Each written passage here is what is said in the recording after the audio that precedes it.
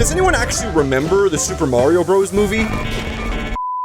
Considering this movie released over 2 years ago already, it's not exactly uncommon for people to forget what this thing is really all about. So what's with the Mario movie? Is it what you think it is? Is it actually a good movie? If you're like me, you probably kinda sorta remember what happens in this film. Bowser being all evil, Mario being all good, that one star who talks about death all the time. It's kinda weird. The sweet relief of death. The truth is, the generation of kids who grew up playing Mario games were super excited for this movie. I know, I was one of them. But despite the hype meant to target millennials almost exclusively, turns out this movie is actually not at all what you might remember it being. I remember everyone talking about how the Super Mario Bros. Movie could be movie of the decade. That is until you probably saw the announcement of the voice cast, and then all your expectations were shot down immediately.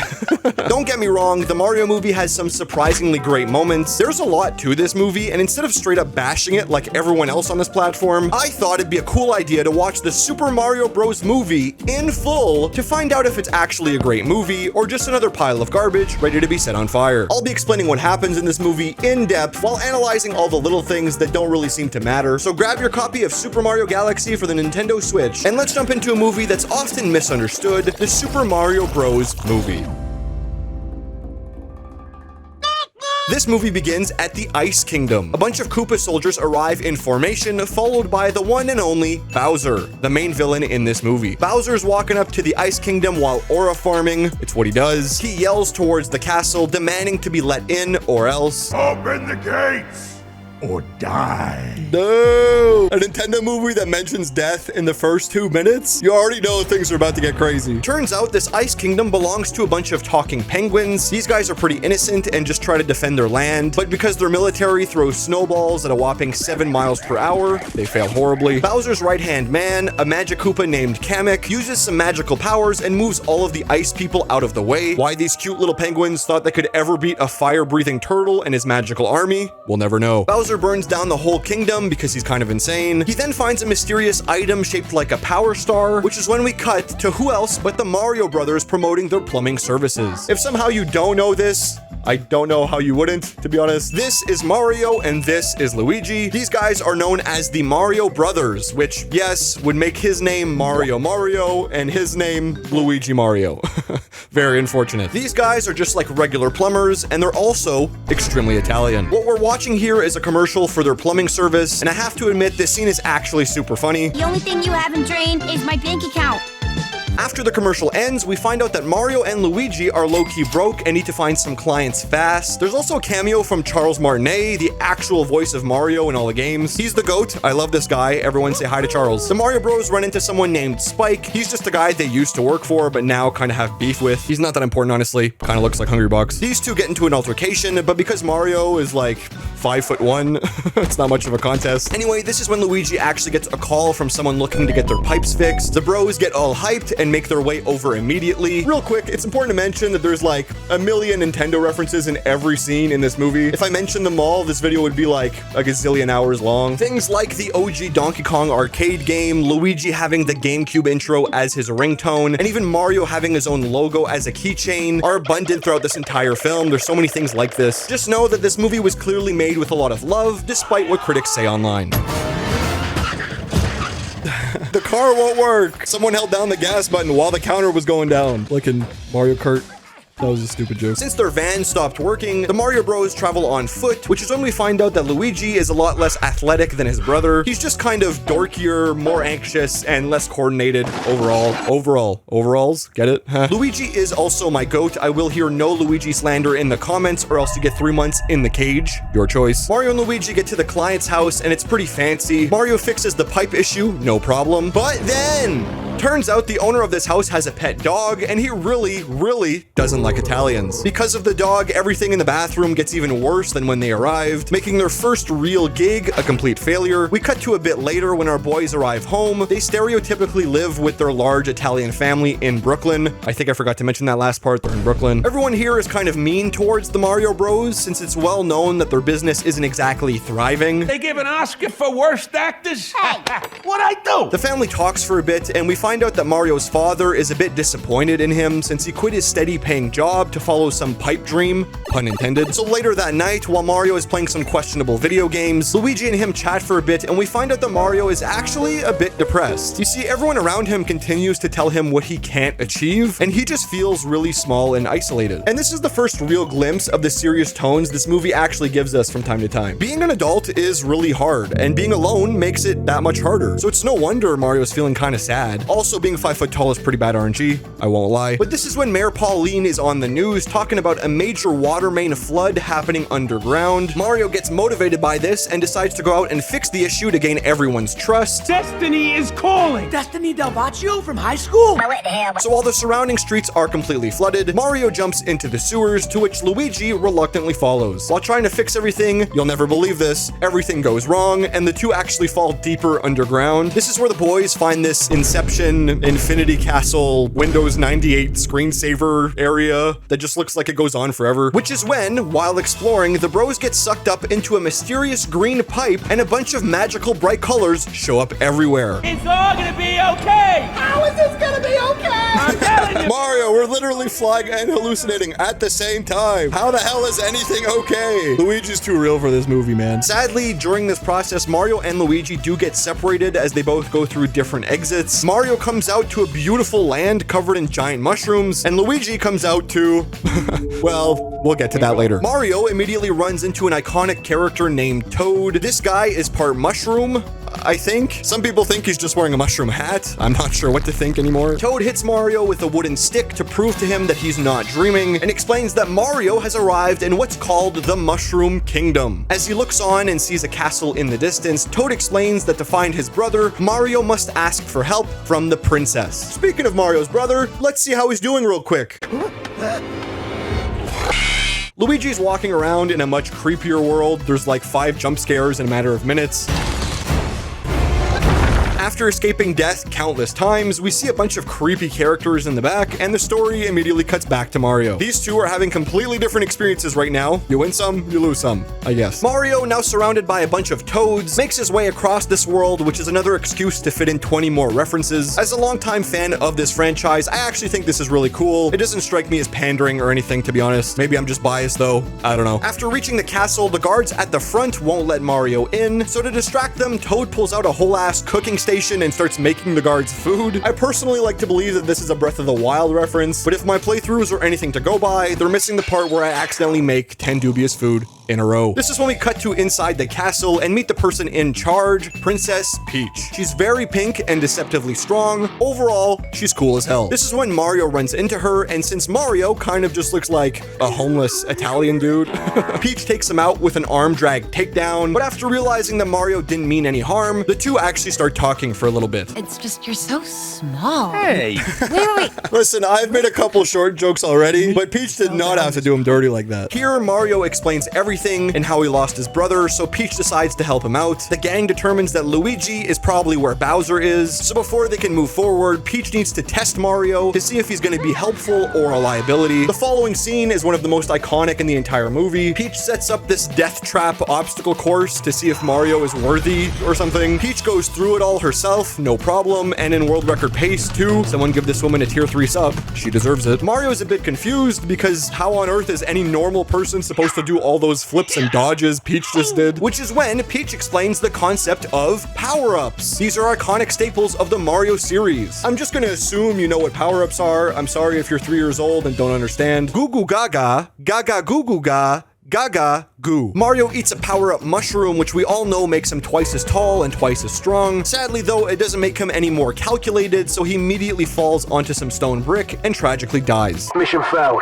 We'll get him next time. Obviously, I'm joking. The next couple minutes are just Mario failing and retrying the same obstacle course over and over again, while the song I Need a Hero plays in the background. Personally, this is the first real creative decision I'm not a fan of in this movie so far. The song I Need a Hero will always be remembered as a Shrek song to me. I think that movie used it in a much more convincing way. Plus, Nintendo has so much of their own music, it's kind of weird that they didn't just use that. I think it would have been cool for them to use a song that's just more them. Anyway, that doesn't really matter though. Peach allows Mario to tag along even though he failed, since he's proven that he's got a lot of heart and clearly doesn't give up. Back to Bowser's world now, and we see a bunch of evil creatures partying and being super chaotic. Some of them even get eaten alive. It's pretty insane, actually. This is when Bowser makes a big speech in front of everyone. Getting hyped because he stole the superstar from earlier, Bowser mentions how they'll invade the Mushroom Kingdom soon, to which everyone cheers, and he then mentions that he also plans on forcing Princess Peach to marry him, to which the room gets really awkward. Fairy tale wedding!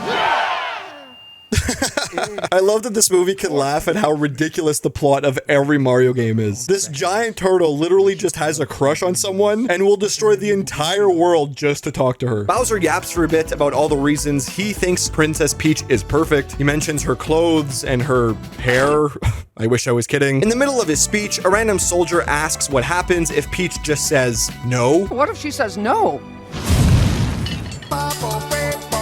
Cutting back to the Mushroom Kingdom, Peach is making her own speech. She tells everyone that she plans on going to the Kong army to ask for assistance in the inevitable war. So Peach and Mario set off on an adventure, and while you probably think it's only going to be these two, you know, so they can have some eventual alone time, that actually doesn't happen at all, because of course Toad shows up and tags along, like the infectious fungus he truly is. This guy adds a lot of needed comedy relief, to be honest, so I'm not even mad. I will protect you. After a cool travel montage of super iconic Mario levels, the gang finds a spot to camp out for the night, and this is when Mario misses his brother even more than before, and we get some Princess Peach backstory. You see, it turns out her earliest memory is simply her arriving at the Mushroom Kingdom. She was basically raised by the Toads and is now their princess. But then one flashback is simply not enough, so we cut to Luigi, who's also having his own flashback. We find out about this one time, I guess little Luigi was getting bullied, so then baby Mario jumped in to help. It's super clear by this scene that Luigi thinks very highly of Mario, and despite also being his brother, these two are actually just best friends. The flashback is cut short, however, when Luigi now arrives as a prisoner at Bowser's castle. He's getting dragged along while tied up. He's shaking so much, poor little Italian man. But before he actually shows up, Bowser was singing his heart out to this movie's most popular song, probably. It's called Peaches. Everyone knows this song. Bowser's getting super emotional here, which might seem out of character slightly, but it makes a lot more sense when you realize that he's voiced by Jack Black, and that guy loves to sing literally every opportunity he gets. So yeah, I don't know, it makes a lot of sense. The singing stops when Kamek arrives with some news of a mysterious man training with Princess Peach. I wonder who that could be. Also, it's really clear from this scene that Bowser isn't just an emotional guy, but he's also really power hungry and doesn't really care about all his lackeys and all the people under him. I'm not threatened. This is when Luigi shows up and is introduced directly to Bowser. The two have an awkward chat, and eventually Bowser threatens to rip Luigi's mustache off. It's pretty insane.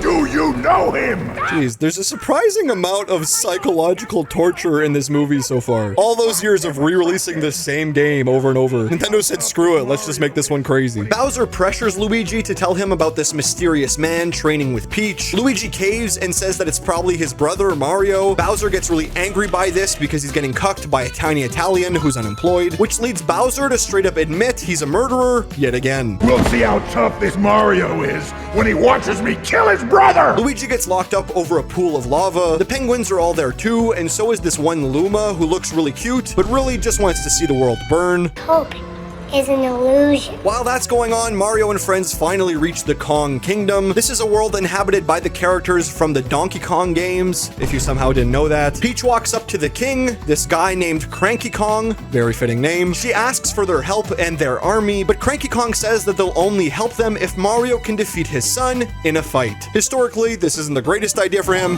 but whatever. We then cut to the fight where we see the iconic Donkey Kong show up with the DK rap playing in the background. I won't sugarcoat this, these two fight and Donkey Kong low-key destroys Mario in like one move.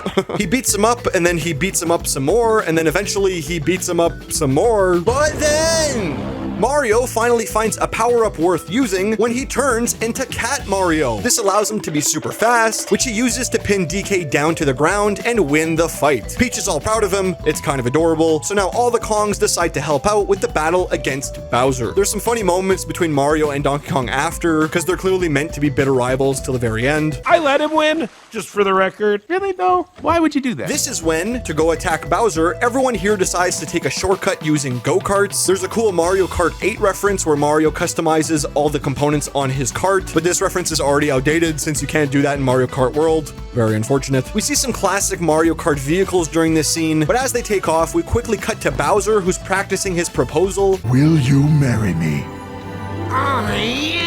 Funnily enough, having Bowser go from total psychopath murderer to helpless romantic who just wants love makes him the scariest he's probably ever been. I wouldn't fuck with him, I'm gonna be honest. Bowser then hears about the Kong army making their way over, so he starts rubbing his hands together and scheming. Back with the carts, everyone is driving. They somehow end up on Rainbow Road. Insert that pointing meme here. Good reference. As they're driving, Mario tries to rizz up the princess. It goes about as good as you'd expect. But then we find out that Bowser is actually around and watching them from a distance. He commands all of his goons to drive up onto the track behind our heroes and attack them. This quickly turns into the most toxic Mario Kart lobby of all time when everyone splits up and uses OP items. And despite almost dying multiple times, Mario actually does a good job at getting away. That is, until a silly little Koopa throws the infamous blue shell. You know what this does. I don't have to explain it. This thing breaks the track and leaves Mario and Donkey Kong falling to their deaths, which is when Bowser gets his men to retreat as he now wants to head to the Mushroom Kingdom. Also, Mario and DK don't actually die since they land in water, but they do get eaten by a giant fish, so I don't know, that sucks, I guess. GG. Go next. Peach and friends return to the Mushroom Kingdom to warn all the Toads, but it's no use as Bowser shows up right away and asks Peach out on a date. Love really makes a guy come out of his shell.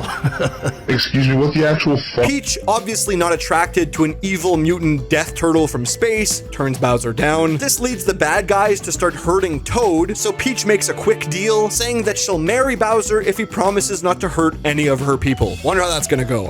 Back inside the evil castle, the Kongs are added amongst the prisoners. Everyone here is informed that they'll be sacrificed during the wedding. It's very sad. Cutting back to Mario and Donkey Kong, who are now inside a giant fish, by the way. The two get a bit sentimental. Turns out they both kind of have daddy issues. You see, they both want to impress their families, but no matter what they do, they never feel good enough. It's another emotional scene that oddly fits kind of well, at least for a movie about magic turtles and talking mushrooms. These two reminisce on what life for them has been like, but they don't give up that easy as they suddenly find a rocket from a broken cart, and the two use it to escape the fish's mouth. Using the rocket, they then make their way back to Bowser's castle, and skipping to the castle now, we see a bunch of enemies getting ready to view this wedding. Again, there's like a million references in this scene alone. It's very cool. Peach walks out to the front as the ceremony begins. It's so goofy, dude. I can't even hate on it because if I had Peach's strength, I'd be punching Koopas too. But before the ceremony can really start, Peach uses an ice flower that was hidden in her bouquet and starts fighting. She freezes Bowser and takes out almost all of his guards single-handedly. She also straight up kills King Bob-omb. Rip this guy. He will be missed. This is when Mario and DK show up and have to run through a swarm of enemies to get to Bowser's castle. During this, we see Fire Donkey Kong. Has this ever been in any games or any other Mario-related media ever before? Please let me know. I'm genuinely curious. Also during this, the prisoners are getting lowered into the lava. Luigi is freaking out until DK shows up to save everyone. It's kind of funny because the Luma from earlier is all sad about getting saved. This guy wants to die really badly. Bowser, however, has one more plan up his sleeve as he summons a giant bullet bill, or Bonsai Bill, if you want to get technical, to blow up the entire world. Luckily for everyone though, Mario thinks quick. He uses another cat power-up, then grabs the attention of the bullet and leads it directly into the pipe that he initially came from. Remember that? The pipe from the beginning? It's been a while. The bullet enters the pipe and then explodes, causing reality to shift in weird ways. As the very fabric of time and space has been tampered with, everyone gets sucked in and somehow ends up getting spit out. Get this, I'm not kidding. Back to Brooklyn, New York. So this world, which is meant to be the real world that we all live in, is now invaded by Bowser and his giant ship. As everyone lands, the Power Star falls, which leaves Mario trying to get it, but Bowser beats him up for a little bit. And once at his all-time low, this is when Mario fully embraces who he truly is. It's the emotional climax when Mario realizes he is small and he is a little pathetic, but he's got lots of heart and will never give up. This is the coolest part of the movie for me. Mario's badass as hell. Peach and Donkey Kong come in to help, and just as Mario is about to get boiled to a crisp, Luigi shows up and becomes his shield, proving that Mario does have family and friends that care for him, and he truly isn't alone. Because of this, Mario and Luigi reach the star and activate it, and they both become unbeatable gods, at least for the next 15 seconds or so. With all that power, they beat up Bowser and all of his followers. Peach also gives Bowser a tiny mushroom, which turns him very, very small, how the tables have turned. And perhaps best of all, Mario's parents walk up and give a big hug to both of their boys. And it's cute because you can tell this moment really sticks with Mario. It means a lot to him. The Mario Bros are now heroes to the entire town and maybe the world, as we cut to a bit later and see them still working as plumbers, but this time in the Mushroom Kingdom. And that was the Super Mario Bros. Movie. Was it actually a good movie? I'd say this movie's pretty good.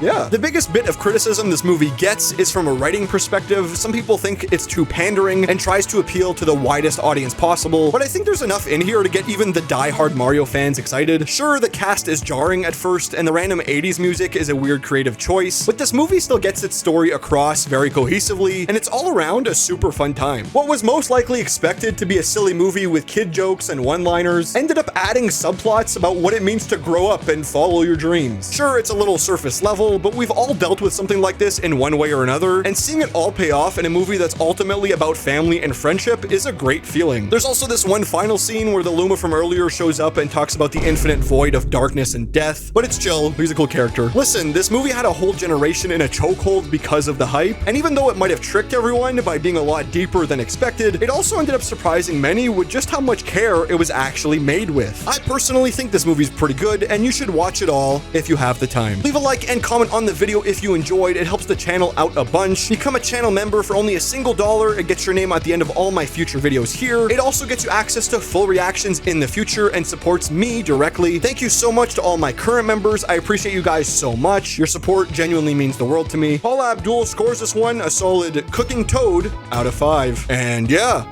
thanks for watching.